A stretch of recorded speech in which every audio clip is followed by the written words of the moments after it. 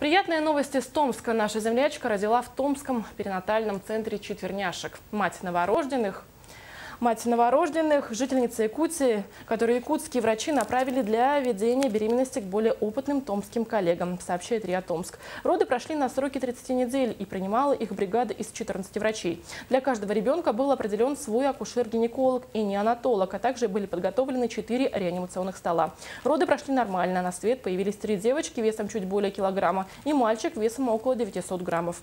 Новоиспеченные родители уже придумали имена для малышей.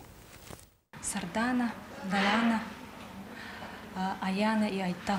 Это национальные имена, национальные имена якутские. Такой немножко шок.